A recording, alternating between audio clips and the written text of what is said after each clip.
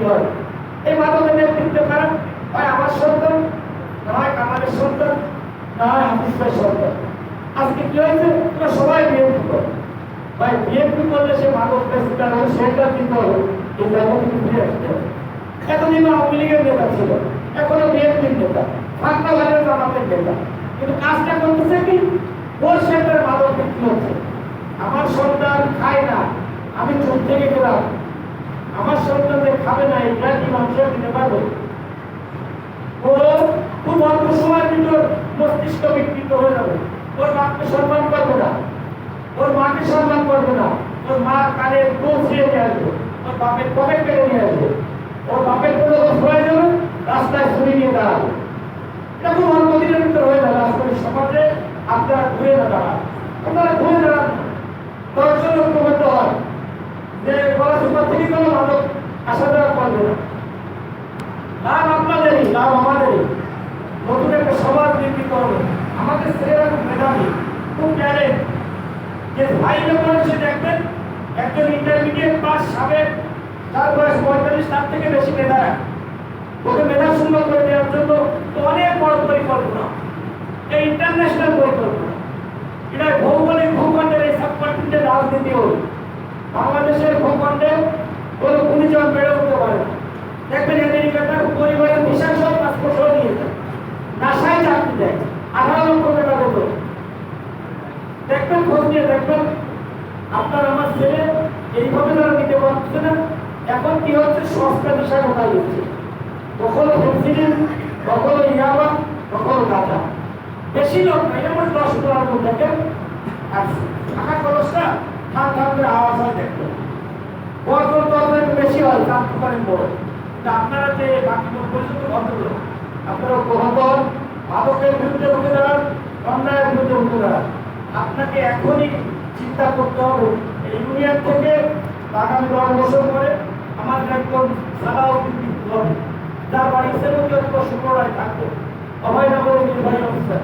আমাদের সত্য ভাগ্যটা আজকে থেকে আপনি ইচ্ছা করলে এখন আমাদের কিন্তু পিওরিটি বানাতে পারবেন। আপনি ইচ্ছা করলে ক্লাস 10 এ পড়া একটা ছেলে আজকেই কিন্তু আপনি ঢাকা ইউনিভার্সিটি চান্স পাওয়াতে পারবেন। এই ক্লাস 5 থেকে শুরু করতে হবে। এই 5 এর ছেলেটাকে যারা তো মাদক দিতে না পারে, এই 5 এর ছেলেটার জন্য একটা গোল জন্য ক্লাস 6 এ যে খারাপ রেজাল্ট না করে, এই 5 এর ছেলেটা যারা ক্লাস 8 এ ওঠা পর্যন্ত স্কুলের বেতন দিতে পারে না, তাকে লজ্জায় তার বাবা মা লেখাপড়া বাদ দিয়ে দিচ্ছে। এইখানে নেতৃত্ব দেবেন, এইখানে খোঁজ রাখবেন, আমাকে গোপনে বলবেন। কাউকে গিয়ে রাজনীতি করা লাগবে না, ফেসবুকে ছাড়া লাগবে না। গোপনে ফোন দিয়ে বলবেন, ভাই ওর ফি দিতে পারছে না, ওর গাইড দিতে পারে না বলে ওর স্কুলে যায় না, আপনি সহযোগিতা করেন। আমি নিজে পৌঁছায় দিয়ে যাবো। আমি সময়ের অভাবে ওই দিন আসতে বলে আমি আপনাকে গোপনে নিয়ে পৌঁছাই দেবো। আমরা এই নেতৃত্বে হয়ে আসি, আমাদের ওই নেতৃত্বের দরকার নেই। যে কোনো কাজে আপনার পক্ষে নিয়ে আমার যে আশা চেয়ারম্যান হবে, ওইটা হয়েছে, আমি আমার আখের সাইডে চলে গেলাম। আমি আমার ভাইরা ঘোষণা করি, এটা আমার কর্মীদের আকাঙ্ক্ষা, আমারও ইচ্ছা যে আল্লাহ যদি কখনো সুযোগ দেয় এই ইউনিয়নের স্থানীয় সরকার ব্যবস্থা এরকমভাবে আমরা কায়েম করার চেষ্টা করবো। সকলে মিলে ইউনিয়নের যে সিয়াসি সেবা আছে, এই সিয়াসি সেবা আমরা প্রত্যেকটি নাগরিককে ফিরিয়ে দেবো। চোখটা গ্যাস থেকে শুরু করে সন্তানের জন্ম নিবন্ধন, বয়স্ক ভাতা, বিশ্বভ ভাতা, 30 দিন চাউলের কাজ, সব কিছু বিনিময়ে টাকা লাগিয়ে দিতে হবে। আমরা এইখানে ফ্রি করবো।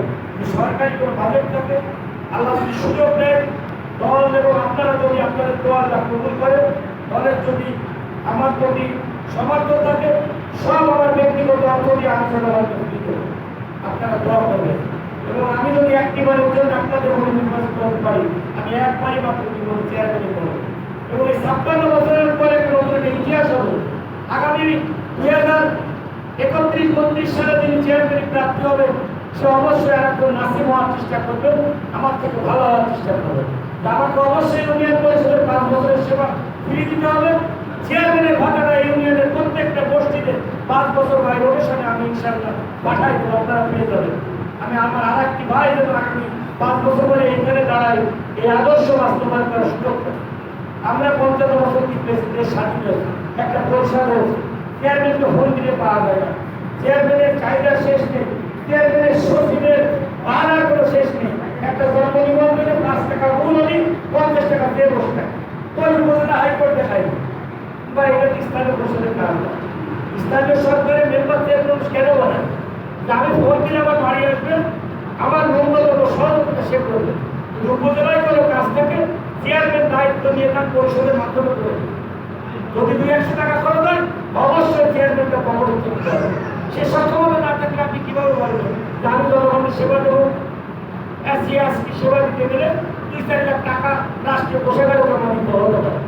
সেটা মাথায় রেখে আমাকে সেবা দিতে আসতে হবে যে আমি 5 বছরে 20 লাখ টাকা রাষ্ট্রীয় কোষাগারে জমা দেবো। রাষ্ট্রের যদি একটু সিদ্ধান্ত হয়, তা আমার সিদ্ধান্ত থাকতে হবে। আমার দল যদি আমাকে মনোনীত করে, এদেশের জনগণ সাধারণ মানুষ যদি দোয়া করে, আল্লাহ যদি কবুল করে, তারা যদি ব্যালটের মাধ্যমে রায় দেয়, আমি 5 বছর সমস্ত সেবা ইউনিয়ন পরিষদে ফিরে দেবো। আমাকে সেই নিয়োগ দিয়ে হবে। আমার যে ভাইকে আমাকে ফোনে পাইনি, আমি 12টার সময় পরিষদে গেছে ভ্যানে ওঠে, আমার তোর রাত থেকে টাকা দেওয়া হবে, ভ্যান ভাড়া দিয়ে আসছে, তোর রাত দুটো কাছে অবশ্যই আপনার করে 50 টাকা দিয়ে দিতে হবে। যদি ইসামত থেকে যায়, তো কুমিল্লার করতে যায় 100 টাকা দিয়ে দিতে হবে। রানাঘাট থেকে আসে 200 টাকা দিয়ে দিতে হবে। যে ভাই একটু টাকায় ফোন রিসিভ করতে পারিনি, তোমার ভ্যান ভাড়াটা দিয়ে যাও। আমরা ইনশাআল্লাহ ইউনিয়ন পরিষদ সেবাটা ওখানে যাই।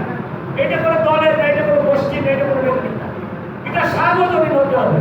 এটা করে হিন্দু মুসলমান খ্রিস্টান এইরকম না। আর ধনীদের জন্য আমাদের ব্যবস্থা থাকতে হবে। হ্যাঁ, বাংলাদেশ জাতীয়তাবাদী দলের রাষ্ট্রীয় ক্ষমতায় দেশ পরিচালনা করছেন আমার নেতা তারেক রহমান। সে তার কথা শুনছেন, তার একটা বাণী, তার একটা কথা, তার নির্দেশনা আপনি ফলো করেন। আমার তো মনে হয় না যে বাংলাদেশের ইতিহাসে এরকম কোনো সরকার প্রধান এইভাবে মানুষের কথা বলে।